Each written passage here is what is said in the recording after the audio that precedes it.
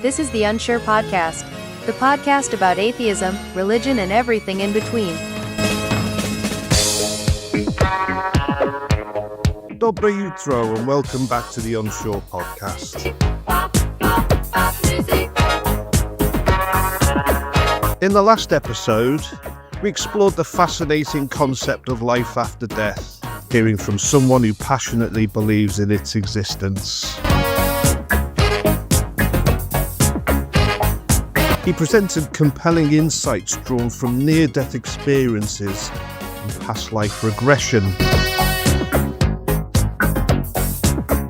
The episode became the most popular YouTube episode within just a week, a testament to how deeply this topic resonates with so many of you. For our long-time listeners, you'll recall that Series 2 kicked off with an insightful conversation with Professor Tim Coulson. He walked us through the scientific understanding of the Big Bang and the millions and millions of years of evolution that shaped humanity. And in the subsequent episode, we delved into the hypothesis that we are merely creations of God, brought into existence a mere 6,000 years ago. This series continues in that same vein of exploring profound and often conflicting ideas. In this episode, we're keeping the conversation about the afterlife going, but from a different perspective. I'll be speaking with Keith Augustine, a published skeptic of evidence for the afterlife and a good friend. Good morning, Keith. Thanks for joining me this morning, and dobre jutro. Dobre jutro to you. So, Keith, we've liaised over email for quite a number of years now, but this is the first time we're talking, well, not face-to-face, but in real time. So I want you to start off by telling me what got you first interested in a naturalistic view of the world. When did you come to the conclusion that all we see around us is matter and natural processes? Yeah, so I guess actually in childhood I wasn't particularly religious in any sense. So like I knew people around me believed these religious stories, but it's like, okay, I've seen some of these things before. Like if you look at like a Christmas display, you'll have like a manger with the baby Jesus, and then there'll be like angels hovering over. Like, okay, people actually believe that there are these things called angels, right? Like adults believe this, like so. But when it comes to the broader idea of naturalism, I think the supernatural stuff in general, it's like it would be nice to believe that the world were that way, but I didn't see much evidence that it was. Tell us about your background. You're the executive editor for the Internet Infidels website, and they used to have a really good writer a few years back, but he seems now just to rabbit on podcasts, it seems. So how did you become involved in actively promoting a naturalistic view of the world? So I went into philosophy as an undergrad in college, and I ended up writing my master's thesis on naturalism. Kind of my motivation was back then to sort of, considering it a certain large number of people in the population think the world is a certain way, and it seems kind of obviously to me that it isn't that way. I wanted to explain the reasons for my position, and I sort of did do that in my master's thesis. I went into like the actual argument in favor of naturalism, which is sort of more or less an inductive argument that, the world sort of looks the way you would expect it to look if naturalism were true, and it doesn't look the way you would expect it to look if supernaturalism were true. One way you could put this in a more informal way would be that if you go back through history and you look at all the explanations for phenomena that occur in the natural world, it's like 1,000 to 0 when it comes to the confirmed ones that are natural explanations, and 0 for the ones that are supernatural. Our bias was in the other direction, right? We wanted to posit that God was the reason that things happened, or spirits or something like that. And it turned out that like the ones that you could corroborate weren't that. So it actually goes against our natural inclinations. The main motivation back in the day was, roughly almost getting to 30 years ago, was that I wanted to explain like why this is the way I saw the world, because I didn't understand why everyone else didn't see it that way too. Okay, and a particular focus for you has been the afterlife. You're the editor of a book called The Myth of an Afterlife. You tuned into the interview last week with Mr. Simon Bown. You've heard people talk like him about things they've experienced or things they've heard. Let's start talking about near-death experiences. We had an explanation from Mr. Bown of all of these weird and wonderful things that happen when people die for 10 minutes or however much it is. There's the talk about the tunnel of light. There's a sense of euphoria. Are you putting all of that down to a natural cause? Yeah, so what I would suggest is, and this is of course a hypothesis, it could be wrong, but near-death experiences are altered states of consciousness like other altered states of consciousness. So like the one we're most familiar with is dreaming. But in recent years, and it's interesting that this has happened more recently, and I think this is because it coincides with the psychedelic renaissance in terms of using psychedelic-assisted psychotherapy, there was lots of prohibition that's weakening a little bit. And so like people are doing more research on this, but there have been studies published in the 2010s and onward, basically comparing near-death experiences to psychedelic experiences. That's another kind of altered state of consciousness. And if you look at Charlotte Marshall's work, the University of Leeds, she's part of the Coma Research Group.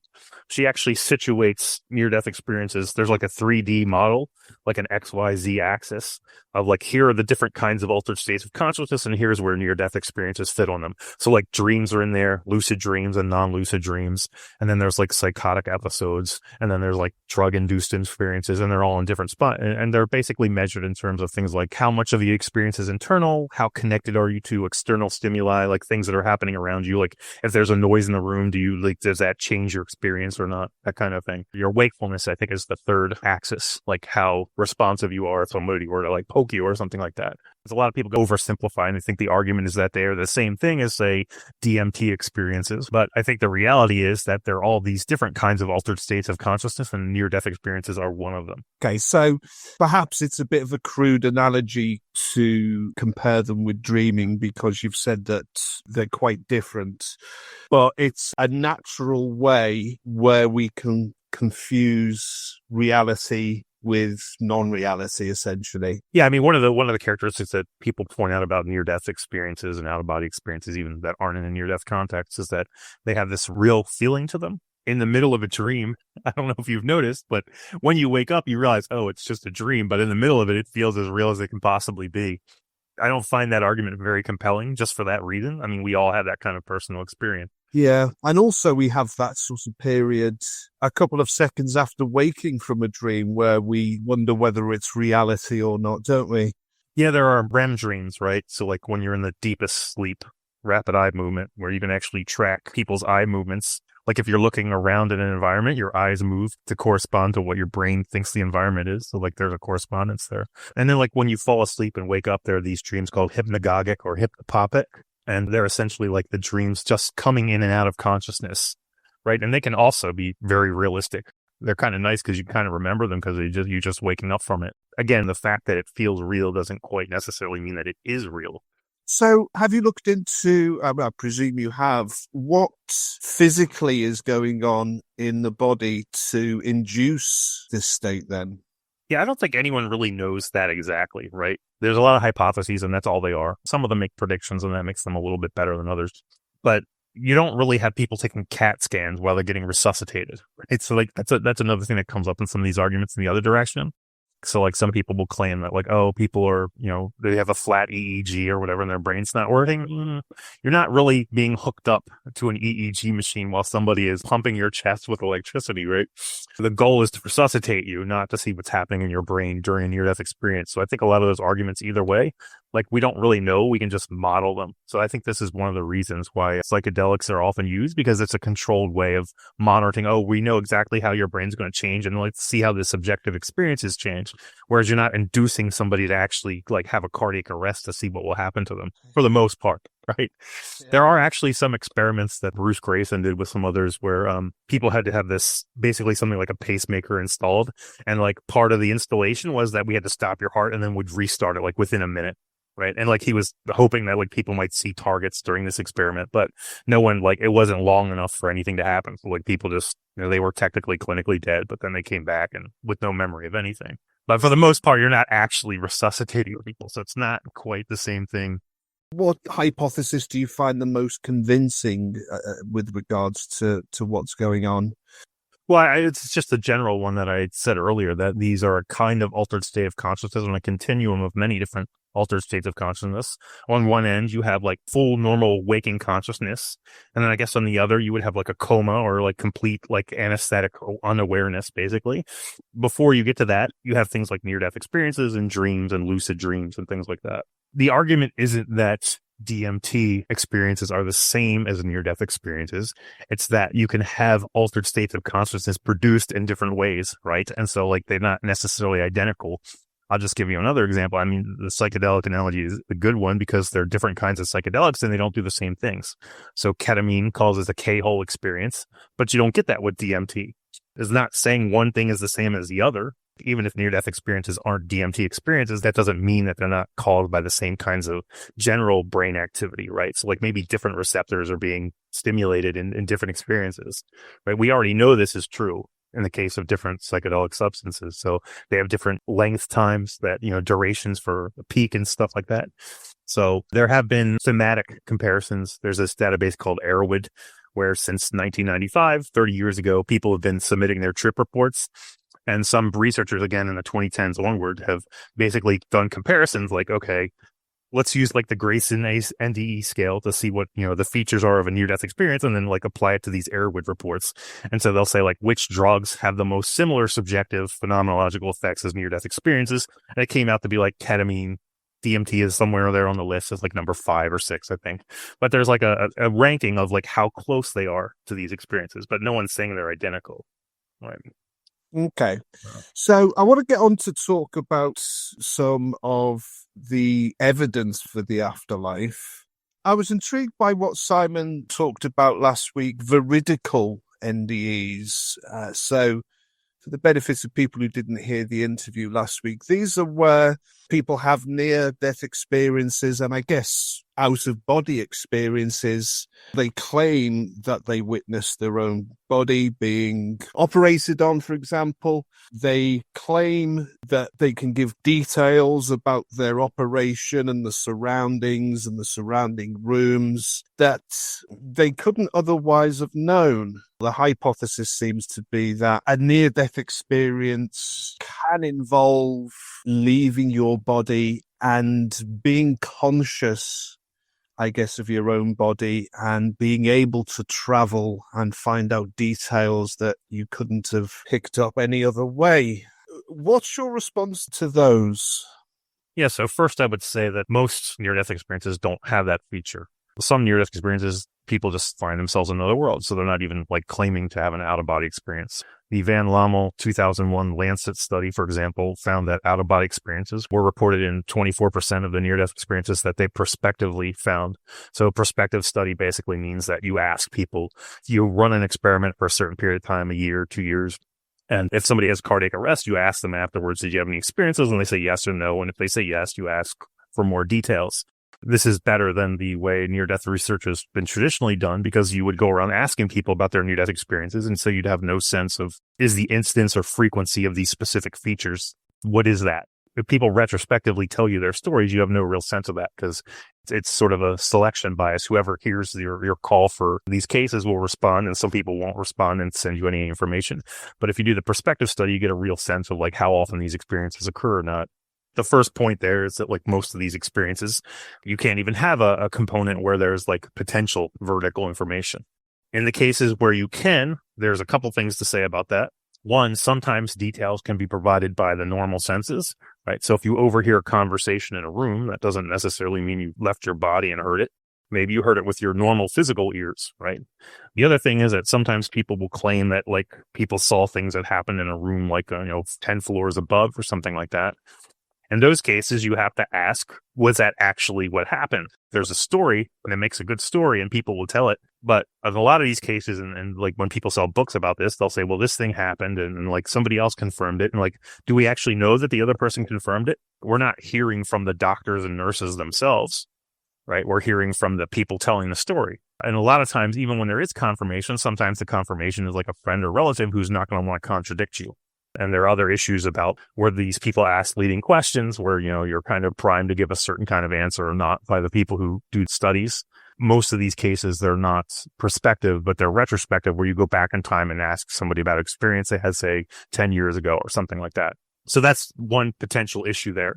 There are also other cases where the opposite of vertical experiences are reported, but you don't hear about those.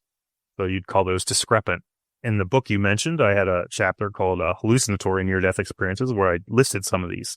I didn't argue, as some people claim me to be arguing, that these are particularly common. But again, they're not going to be any more common than the experiences that even have visions of the physical world that you could check against. But sometimes when you check against them, they're not accurate.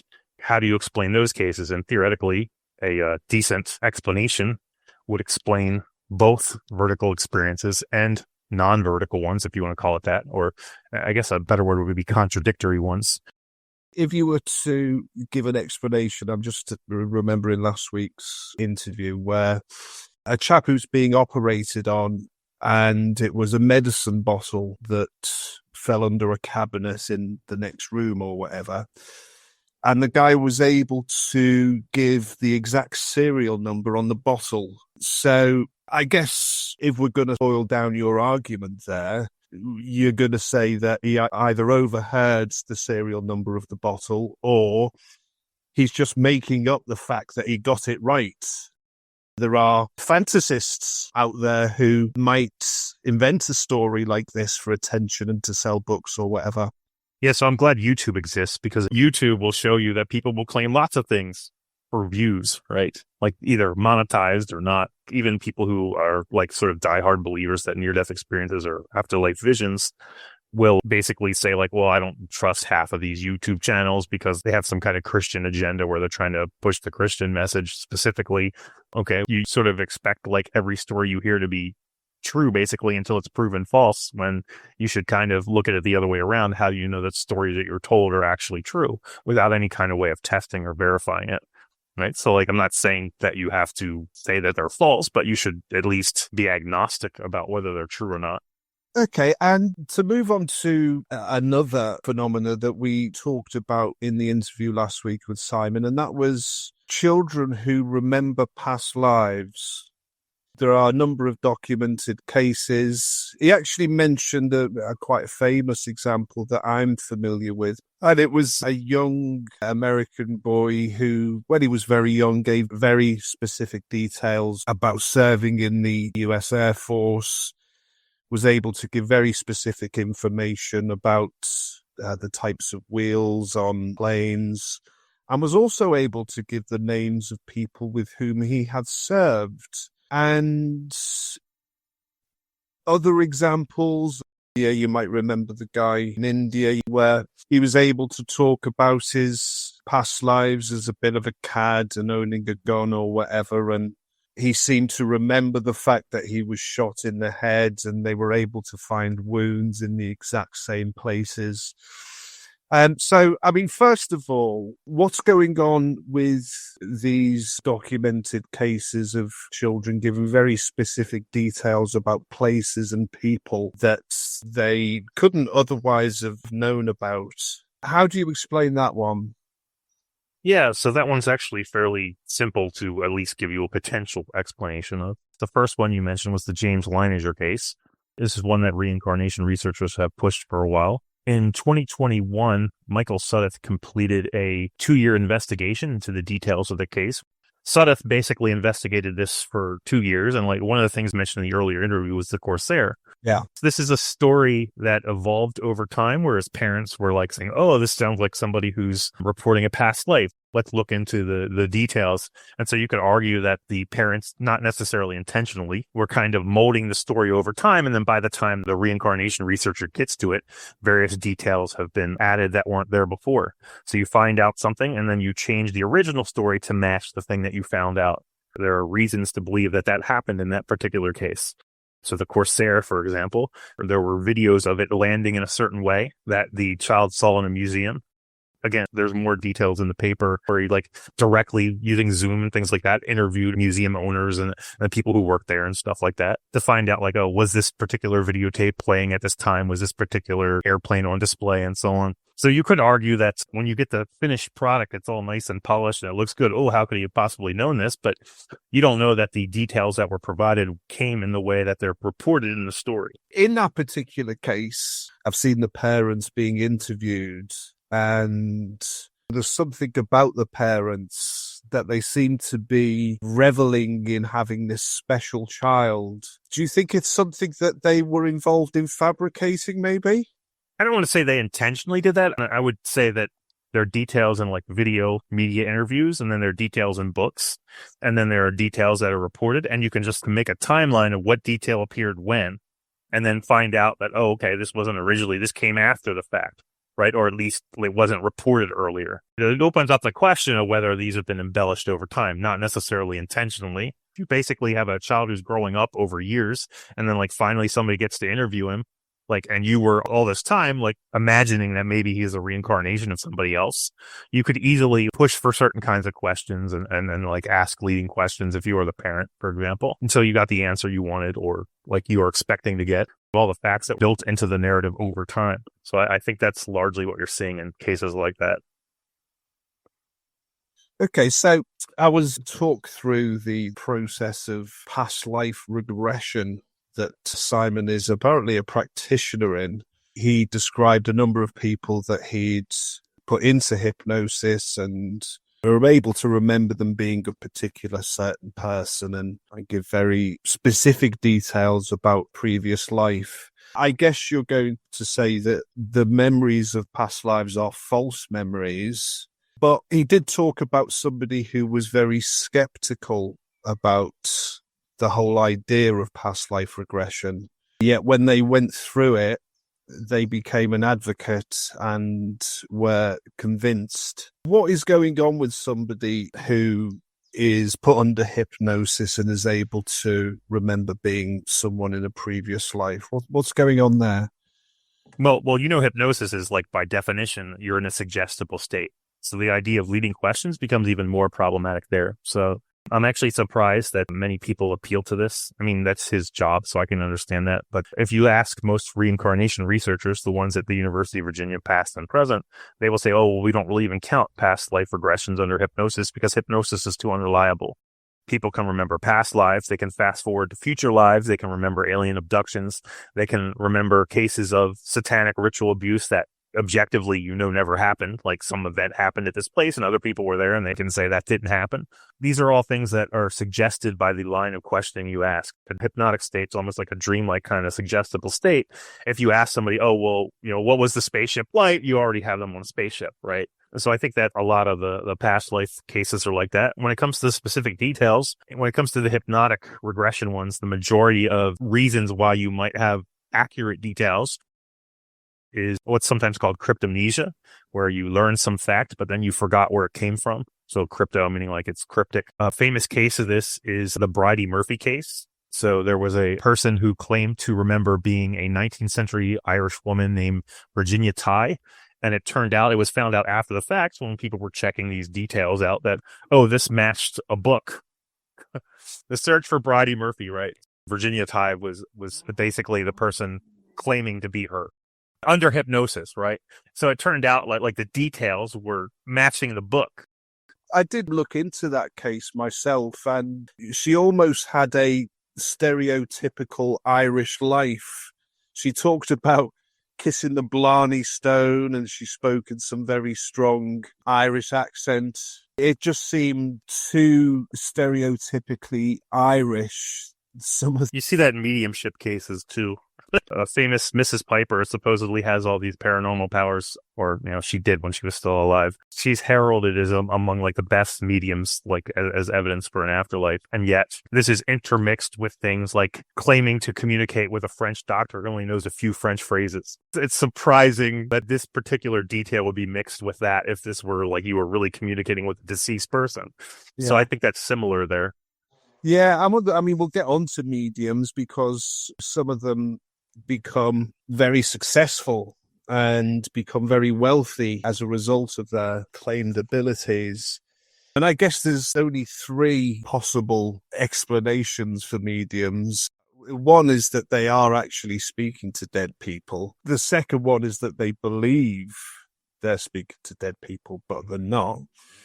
And the third is that they're just pretending. Now, if it's that third option, that's quite a low thing to do, isn't it?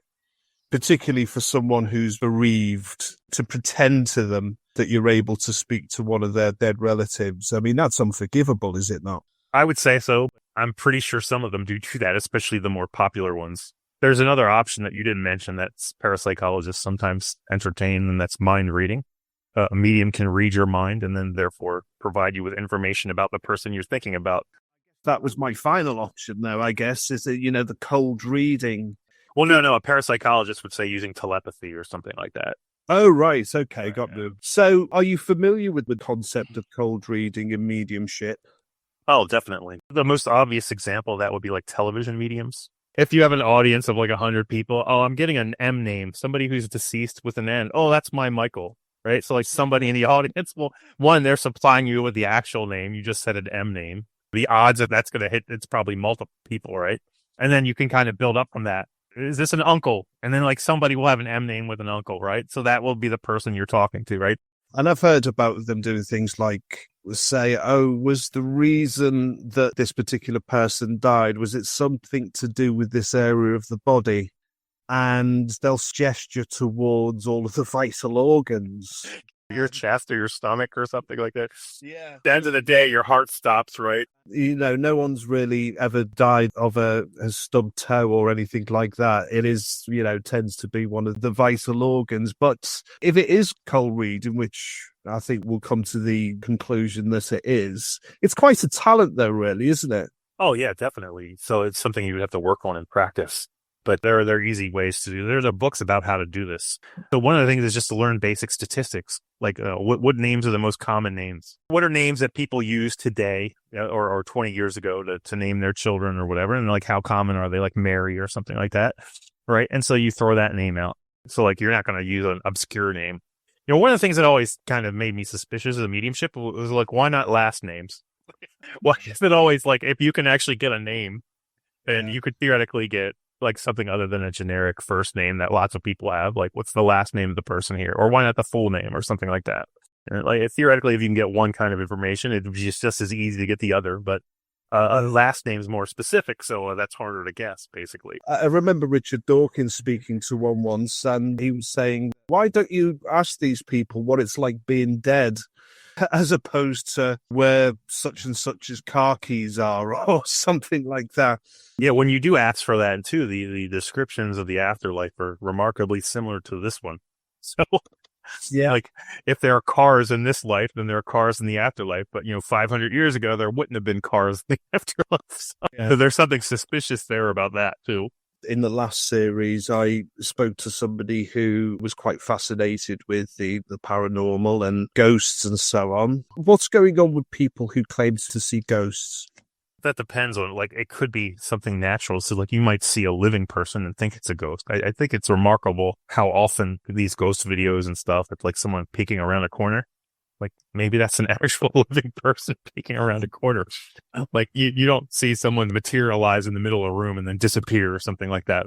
And they often look like what you would expect a living person to look like, wearing clothes and, like, with the same solidity and stuff like that. So that's a possibility that you are seeing something real and you're just misinterpreting it, what you're seeing. Some people probably have hallucinations. I think it's more likely that for most of the time, it's probably people misinterpreting natural things as being supernatural. Like you see something in a window and like, maybe somebody's looking out and maybe that's pareidolia. It depends on how like close you are to it.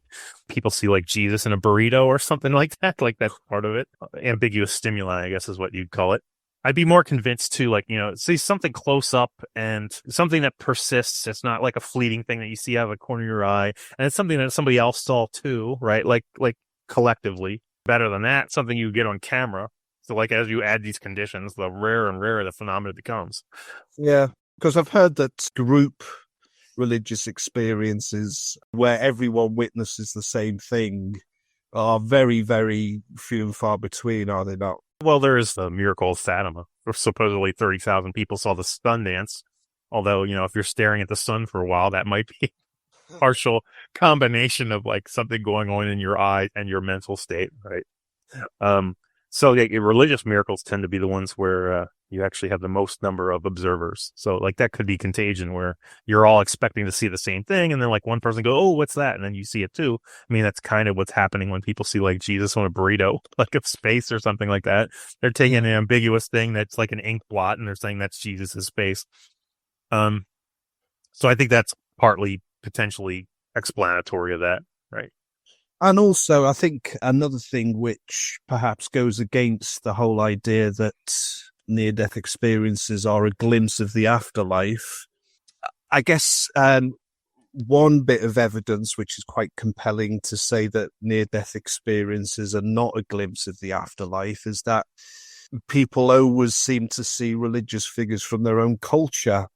Yeah. For example, a practicing Hindu in India will meet Ganesh during this experience, and someone from Western Europe will meet Jesus. There's never been a recorded example, as far as I'm aware, of someone saying that they encountered a religious figure which they previously didn't know about. And ask these near-death experiences theoretically to draw Jesus or have a sketch artist draw him. And I don't know because I haven't done this, but I imagine he would look exactly like the Jesus you see in portraits. Unlike a first century Mediterranean mare with olive skin, which is more likely, right? We have this picture of what Jesus looks like that's completely made up. And I would imagine that's what people see in their near-death experiences.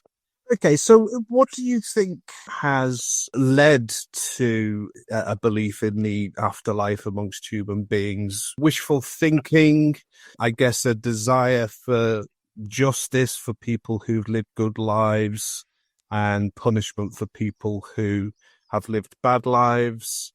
Because life seems unfair, doesn't it? And Oh, definitely. You know, it would be nice to think that when I'm going to die, I'm going to meet this person who's passed and this person who's passed. Yeah, that they're not going forever, right? Yeah, absolutely. And like I said, the desire for some sort of post-death reward or punishment. Because as you know, there's bad people who have very luxurious lives and good people who live in poverty, for example. So would you agree with me that wishful thinking and a design for some sort of post-death justice is behind the human's belief in the afterlife?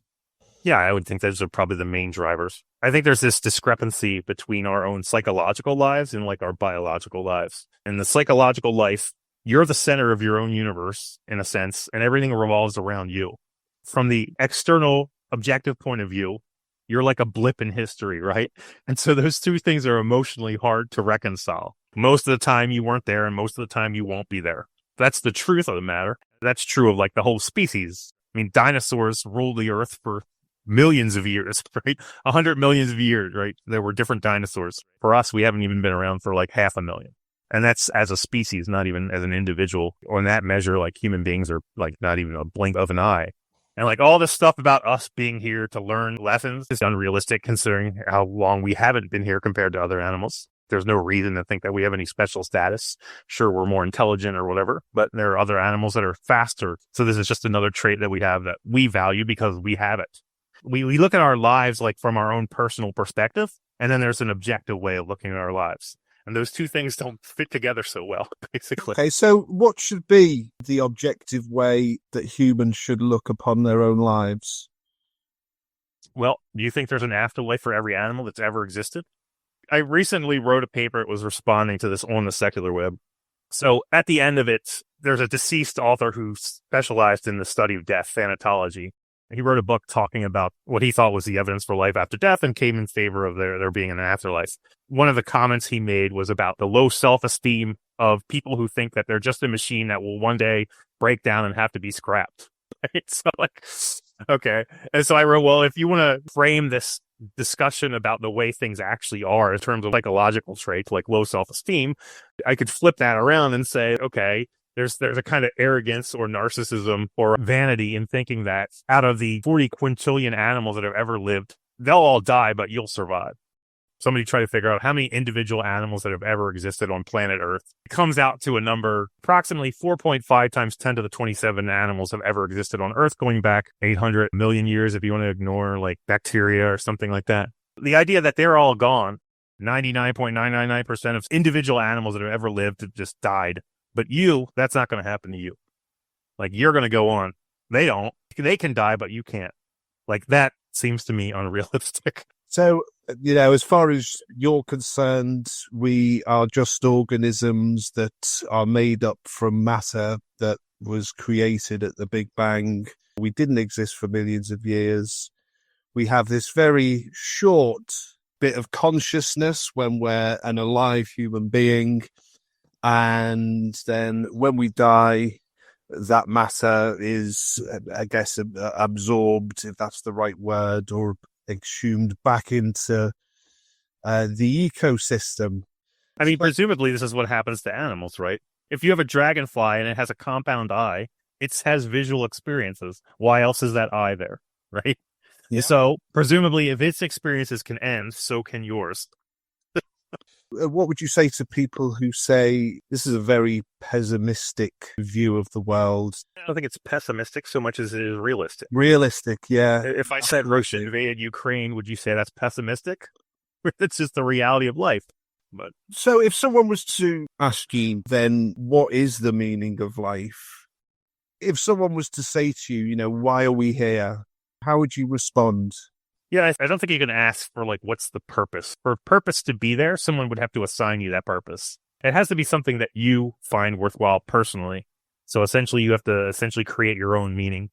Right? And so it's been pointed out before that when people ask questions about what's the meaning of life, generally speaking, they're not feeling well. When everything's going right, some people might have existential, but most of the time, when everyone's getting all their needs met and they don't have any worries in the world, they're not worried. They're not asking questions about why is life so meaningless? It's only when things are going badly for them. I think there's a relationship there. It's a sort of psychological question in a sense. Are you finding the activities you engage in to be worthwhile or not from your own subjective point of view? How should someone live their life given this reality that we're alive for a very short period of time? In 50 years' time, in 100 years' time, no one will remember Robert Shaw. How should that shape how I live my life? What should I do? Well, I would look at it this way. If we're only here for a limited time, we might as well make the best of the time we have. If you're going to be here, why suffer needlessly? And when it comes to how you should treat other people, the world is indifferent to you. Why add any more suffering that's already there? Why not minimize that suffering? If you have the ability to do so, you should make the best of the time you have while you have it. So for some people, the idea of not existing for the rest of eternity is quite a daunting prospect.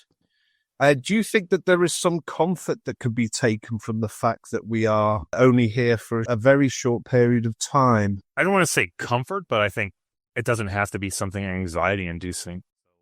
I mean, comparatively, ceasing to exist, I think, beats being tortured for all eternity, but that's a pretty low bar, right? I think we can look at it like this. If he was you're going to have perfect infinite bliss for all eternity versus you don't exist anymore, well, everyone's going to pick the infinite bliss, right? But from that point of view, I would say that, Mark Twain pretty much had it right. Epicurus would have had it right? Death is nothing to us, nothing to fear, because you didn't exist for a billion years. So I think this is the way, I don't have the exact quote off the top of my head, but Mark Twain said something like the billions of years before I was born didn't bother me. The billions of years after I'm dead isn't going to bother me either. That's not the way he put it, but that's essentially what he said in his autobiography, roughly the year 1900. I think that would apply in this case. Now, that's not going to help if somebody dies before they reach adulthood or something like that. That's still going to be a tragedy, right? And to some sense, it's a tragedy that you have to die at all. But I mean, I don't control the reality we live in. Just adapt to it. I didn't make the rules. I'm just telling you what the rules are. So why is it specifically the afterlife that you focused your attention on drawing people to the reality of the situation? Part of it is because of our tendency to want to say there is one purely for personal, this is what I would want to be the case reasons. I think we should accept truths that aren't necessarily comfortable if they are truths. That's one of them. If you think about what motivates religious belief, so this is just I can't prove it with surveys, but you have a religion that has no afterlife, and there's not much reason for anyone to practice the religion. So ancient Judaism might have been like this, right? Where it was the survival of the clan or the society, not the individual. If you go back and like you see, passages in Ecclesiastes, which suggest, the man goes down just like the animals. One turns to dust, so does the other, right? So that suggests that like in the really old Judaism that like there was this conception that the collective might survive, but the individuals won't. But like once the idea of an individual afterlife is presented, like, oh, of course we're going to take that. Like, no one wants to reject that once you give the idea. But I think we should accept truths that are truths purely because of the fact that they're truths and not because we would want the world to be that way. So like Darwinian natural selection, it's brutal. I think we should acknowledge that that's a reality. We shouldn't pretend that that doesn't happen. I think this is something similar with this. Psychologically, what I think motivates religious belief, I think it's largely the need for an afterlife, at least modern religious belief. Maybe there were certain ancient religions where that was less important, but I think it's largely like an egocentric kind of thing. I want to continue on forever and ever and ever. I'm important enough that like I will never die, even if everything around me will. You don't see too many people worrying about the afterlife of squirrels, right? They're not worried about that squirrel on the side of the road that, what's he doing now? But they're worried about their own loved ones and what's going to happen to them. Right. So like that's what I mean about the conflict between the objective reality. We're fine with the objective reality for squirrels, but as long as it's not us.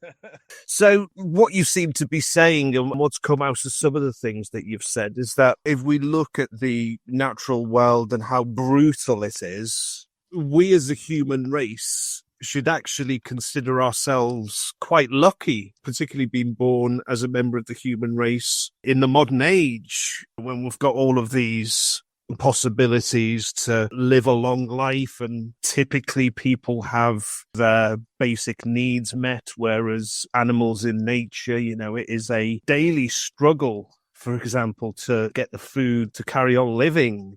Do you think that the way that humans have evolved and live their lives today, we should make the most of it, because ultimately we have a much better fate than the rest of the natural world? At the moment we do. So that can change, right? Just like there was a time when we didn't, people died in childbirth or with dysentery, like most children didn't survive. That's changed because of modern medicine and things. Future generations are going to have to pay in a way that we didn't. They're going to have to live in a way that puts them in the same position as people pre-industry, like dying of diseases and things like that. Basically, the only reason medicine gets around where people have it is because we have this whole infrastructure built where you can deliver medicine to people. And the same thing is true with like food supply, food chains, supply chains for all sorts of things. Those supply chains are dependent on a system functioning. And at some point, the system itself won't be able to function anymore. There's a podcast by an ecological economist named Nate Higgins. He calls the podcast The Great Simplification. And basically, we're kind of offsetting some of the suffering to future generations by basically consuming things like fossil fuels now. One, it's causing these externalities, as economists call it, like damage to the environment. So like more pollution is produced than the earth can absorb. So it stays in ecosystems. And then there are these things, what the media calls forever chemicals. They're called persisting organic pollutants, things like PFAS. They don't break down. Why? Because we created plastics using petroleum to do that. Now they're in the brain, they're in breast milk, they're in people. So future generations are going to have to pay for the things that we're going to do now. And in addition to that, I don't know when, 100 years, maybe less, I don't know. They're going to have to deal with the absence of the resources that we use now to make our lives better. So the fossil fuels aren't going to last forever. They'll be in the earth, but like cost a certain amount of energy. So there's this idea of energy return on investment. Like it only makes sense to dig up oil if the oil that you retrieve is more useful than the energy you put in to get it. And so there's a point at which like it's not worth getting anymore. If it's a 1-to-1 ratio where you put in exact amount of energy that you get out, then you're not going to bother to get it out. It's technically renewable in the sense if you could wait tens of millions of years, you get more oil, right? But human beings don't live on those kinds of timescales. So there's going to be a point where in the future, life for human beings will definitely get worse. Hoping that's farther in the future, but you're going to have to adapt. So people talk about the idea of maybe you should consume less, maybe not as soon as you break something, buy something else. Although our economic system is built on that, maybe you should fix it. The idea of a circular economy where you use things as much as possible rather than create new things, because that requires an input of resources. If you need something made out of wood, then you got to cut down more trees. That means there's no wood for somebody in the future if you do it at least at a rate that we're doing it. So there's this idea of ecological overshoot, which we've been in since 1970, which basically means like if you go into a forested area and you cut down all the trees, then the only way you're going to get more wood is by going somewhere else. So if you do that on the planetary level, You could do that for temporarily, but at some point there's no wood at all. So future generations are basically going to be in a world where there's chemicals, pollutants everywhere that we created. In addition to that, there aren't resources to clean it up. We're going to kind of have to either hit a wall where like we just continue to live the way we are, like growing economically and otherwise.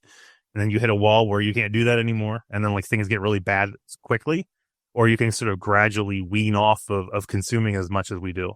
It's said that, an average American consumes the equivalent of 4 Earths worth of material. Thank God the rest of the world doesn't. So do you envisage a time in the future when it's actually going to be as brutal as nature to be a human being, perhaps with overpopulation, access to scarce resources? It'll definitely not be as comfortable, I think, in the future. But a lot of the way that we live is unnecessary, right? So you could bend that curve a little bit without really losing much. There's a trend right now where fertility rates are actually down. A lot of different countries globally don't produce enough children. Like it's got to be like 2.1, I believe. You have to have 2.1 children per person in order to have replacement rate. And if you have less than that, that means essentially like in, 50 years, there'll be a bunch of old people and no young people to support them through jobs whose taxes pay for their care. People are talking about this demographic cliff that's coming. In some places like Korea, it's been coming a long way. So it's not necessarily overpopulation. If you go back to that Nate Hagen's podcast I mentioned, he called it the carbon pulse. If you looked at like a graph of history, it'd be flat and then it'd go straight up and then it'd come right back down. At some point, you're going to be on that downslope where you were before, when you can't dig up cheap fossil fuels anymore and use them to run machinery. You build buildings, you use earth movers. Earth movers run on fuel. You can kind of replace some things with electricity that's generated by like solar power or maybe nuclear. Nuclear has probably got the best chance of actually replacing fossil fuels in terms of like producing a consistent energy source. But for a lot of things, if you want to dig up minerals to build windmills or wind turbines or solar panels, you're going to need fossil fuels to move the stuff from one place to another to dig it up. So at some point, fossil fuels, you'll still be able to extract them, but it'll be harder and harder. And so it'll be more and more expensive. And so people will use it less. What do you go back to then? You're back to where you lived in a pre-industrial society, basically. So a lot of the comfort that we have is due to industrialization, and that can't last forever. It just seems like common sense that at some point you're going to have to tamp down the way you consume things. So final question. What would be your response to someone who said to you something like, "Oh, come on, Keith, there's got to be something after this. This life can't be all that it is." I feel you. I again, especially like for some people have it worse than others. So like, the person who dies before they reach the age of 20, or who either dies at that age or lives longer, but during their whole life is in pain all the time because they're born with a certain genetic disease. I can understand like the unfairness that's kind of just built into life. Life is definitely unfair, right? Things happen to people undeservingly. It's not like you're punished because you did something wrong. You just, you were born that way. And so I can understand the need for like the afterlife isn't like that. In fact, that's kind of why I think the idea was invented. At least that was the idea. Maybe this can compensate for how crappy this life has been. We'll make a better one afterwards. But again, that sounds a lot more like wish fulfillment. So I get it psychologically. I just don't think that's the reality. And like some people don't want to hear the reality, and that's fine. They don't have to read my book, and they probably won't. That doesn't mean other people can't look at the reality head on and face it. The existentialists did this. They accepted that death was the end and like tried to make meaning out of it despite that fact. I think there's a famous quote from Camus. I can't remember it, but the idea was what drives you is knowing that death is ever present. One day it's going to end, and that's what drives you to act now, to make the most of the time you have, because you're not going to have forever. That seems a fitting place to end, if you'll pardon the expression. Thanks for all the food for thought you've given to my listeners this morning, and thank you for your time. No problem, Robert. Thank you for having me on.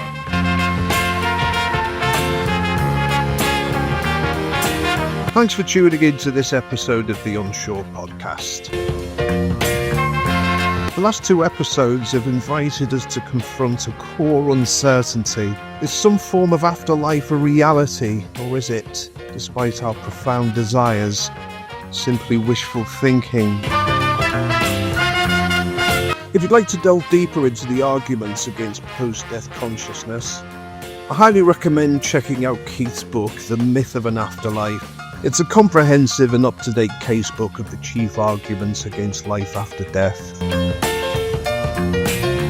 Keith also raised a crucial ecological point and brought to my mind the Christian perspective I encountered, where the imperative to love your neighbour extends to future generations, suggesting a duty to preserve resources and safeguard the environment. A perspective which stands in stark contrast to the dig, dig, dig approach advocated by another and allegedly Christian viewpoint prevalent in the US. Join me next week for an episode where we'll combine two starkly opposite opinions in the same episode. We'll be tackling Noah's Ark and the concept of a global flood. Did it happen? Is the story suggestive of a brutal, vengeful God? And should taxpayer money be spent on a space that treats the story as historical reality? I envisage this being a spirited and absorbing discussion. Until next week, take care of yourselves and each other, and do widzenia from Montenegro.